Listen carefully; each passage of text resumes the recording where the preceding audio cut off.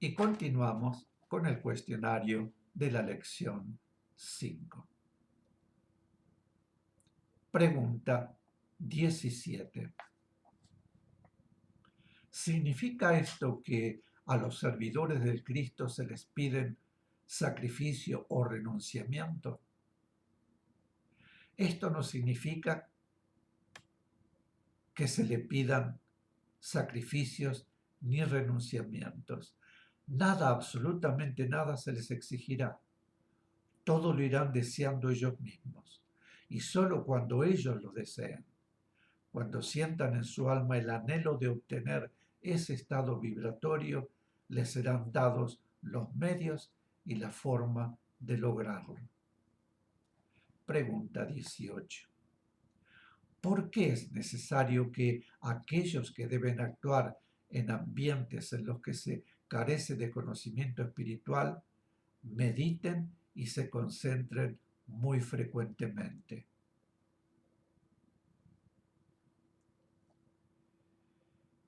En muchos casos, las circunstancias que conforman la vida humana influyen en la preparación espiritual, sobre todo en aquellos que se ven obligados por su trabajo, por el aspecto familiar y demás, al contacto con personas que carecen de conocimiento espiritual.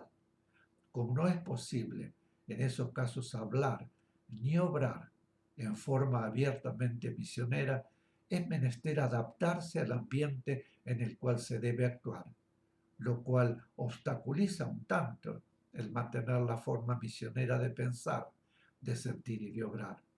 Por ello, aquellos que deben actuar en esos ambientes deberán meditar y concentrarse muy frecuentemente a fin de acumular energía espiritual, que luego irradiará de la persona, por sí misma o con una pequeña elevación, hacia todos los que están alrededor. Pregunta 19. Considerar y sentir nuestra vida humana y la vida humana de quienes nos rodean como una forma de manifestación de la vida espiritual. ¿Qué nos facilitará?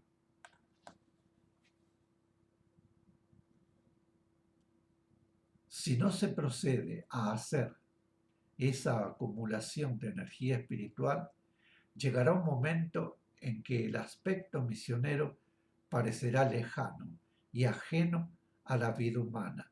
En cambio, debemos fusionar nuestra vida espiritual y nuestra vida humana. Esto podemos hacerlo perfectamente, puesto que sabemos que nuestra vida humana es nada más que un aspecto de nuestra vida espiritual. Por lo tanto, si consideramos y sentimos nuestra vida humana y la vida humana de quienes nos rodean como una forma de manifestación de la vida espiritual, nos será más fácil mantenernos y actuar dentro de la vibración espiritual y fortalecer con nuestra vibración el aspecto espiritual de los otros seres, para que su vida espiritual se refleje más intensamente en su vida humana. Pregunta 20. Aquellos que deben actuar intensamente en el aspecto humano, ¿cómo deben ir preparados para poder sumergirse en ese aspecto? Es muy importante no separar la vida humana de la vida espiritual. No pensar, por ejemplo, hoy no quiero acordarme para nada de lo espiritual, o dejar lo espiritual para cuando se está en casa y pueda hacerse concentración y meditación, porque en esa forma estableceremos una separación entre el aspecto espiritual y el aspecto humano, que no conduce a nada bueno. Por lo contrario, aquellos que deben actuar intensamente en el aspecto humano tienen que estar preparados para poder sumergirse en ese aspecto, con una coraza radiante de vibración espiritual, que les proteja y que beneficie también a los demás. Pregunta 21. ¿Cómo debe sentirse quien aspira a ser un verdadero misionero?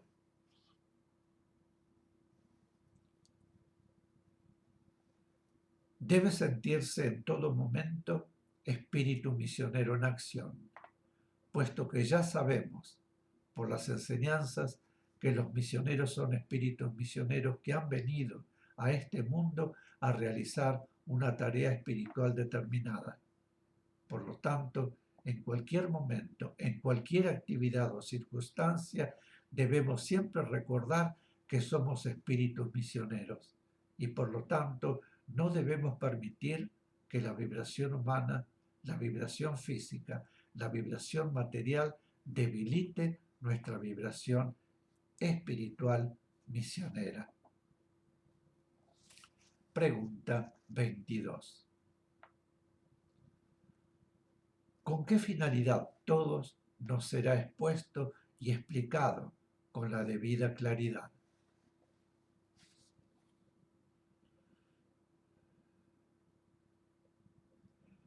Para que ninguno desee hacer aquello que no está capacitado para hacer, ni pida, ni espere lo que no debe pedir, ni debe esperar. Pregunta 23. Que la misión de amor, según se nos dice, se extienda por muchos países en todo el mundo, ¿significa que todos sus integrantes llegarán a las mismas realizaciones? La misión de amor se extenderá por muchos países en todo el mundo, pero ello no significa que todos sus integrantes llegarán a las mismas realizaciones. Esto quiere decir que siempre habrá en misión de amor diferentes grados de capacitación espiritual y humana, y cada uno estará colocado en el grado que haya alcanzado, por su capacidad y por su esfuerzo. Pregunta 24. ¿Debe considerarse pago solamente el que se recibe en dinero? Pago no es solamente el que se recibe en dinero pago. Pago es cualquier retribución que se recibe por algo que se da. De modo que el que da espiritualmente algo esperando recibir, aun cuando fuera una realización espiritual, por la ayuda fraterna que ha realizado, también está esperando un pago. Pregunta 25.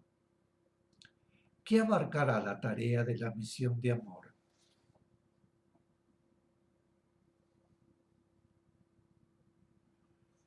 Se nos ha dicho muchas veces que la misión de amor se extenderá por el mundo entero.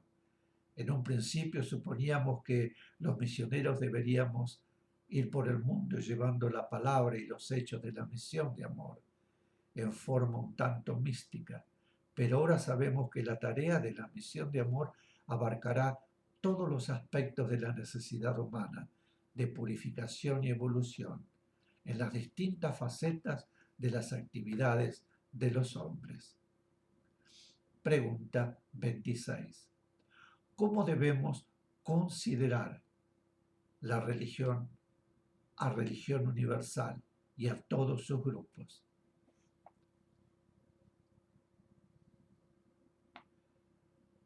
Se ha creado religión universal como una rama misionera. Se ha formado cátedra de universalismo y en ella además de otros, el grupo artístico que se denomina Grupo de Arte Universal y que también realiza el trabajo, la irradiación y además la conexión con otros grupos, enfocando el aspecto de la necesidad de purificación y evolución en el arte. Todo ello es misión de amor, obra del Cristo, sea cual fuere el nombre que adopte o el aspecto que enfoque. Pregunta 27. Dentro de la enorme proyección de la obra, ¿cómo trabaja cada uno? Cada uno trabajará de acuerdo con el punto que haya logrado por su esfuerzo de superación y su deseo de servir. En consecuencia, debemos entender que cada uno estará en el lugar en que debe estar y por su propio esfuerzo exclusivamente, no por la ayuda espiritual ni por la ayuda humana, sino por su propio esfuerzo realizado antes y ahora. Pregunta 28. ¿Por qué constantemente se insiste en la necesidad del amor? La obra no podrá ser desbaratada. La obra seguirá desarrollando paso a paso el plan de Cristo, la misión de amor. Logrará la realización máxima y completa de la obra, pero son los instrumentos de esta misión maravillosa los que podrán verse detenidos, entorpecidos y desviados por fuerzas negativas.